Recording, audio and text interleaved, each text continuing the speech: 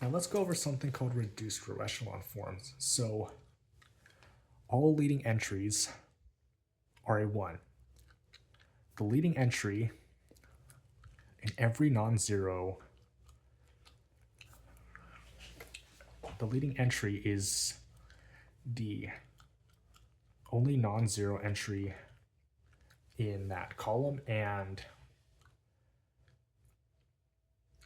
of course the next non-zero entry further down will have to be further to the right than the first one. And of course all zero rows are actually at the bottom of the matrix, so this is in reduced row echelon form because the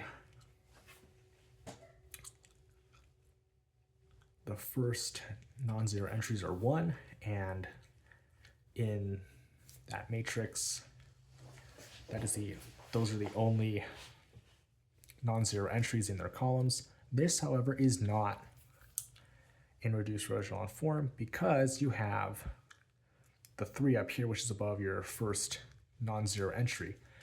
If it were a 0, however, then it would be in reduced row echelon form.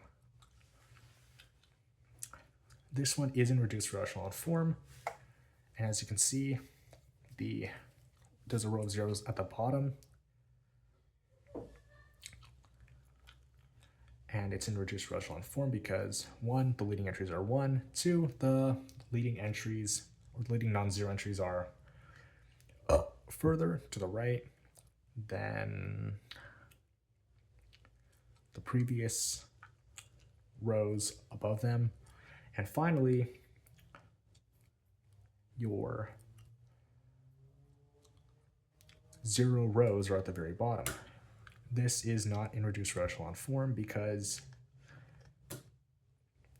even though the non-zero entries are further to the right than the previous rows, not only is there a row of zeros that's not at the very bottom of your matrix, but there's also a non-zero entry above this position here. And also I'd like to discuss derivatives and integrals of vectors and matrices. So vectors are basically 1-column matrices, and you would basically take the derivatives and integrals of both vectors and matrices component-wise. So sine of x, cosine of x, and sine of x would then become cosine of x, negative sine of x, cosine of x. And I just did the opposite here. Still, it's component-wise. And you can apply that same idea to matrices. So the derivative of this matrix here, you do it component-wise. So e to the x becomes e to the x. 1 becomes 0 because it's a constant.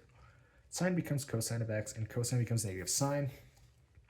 And you'd still integrate matrices component-wise, just like you would a vector, because after all, vectors are basically just 1-column matrices.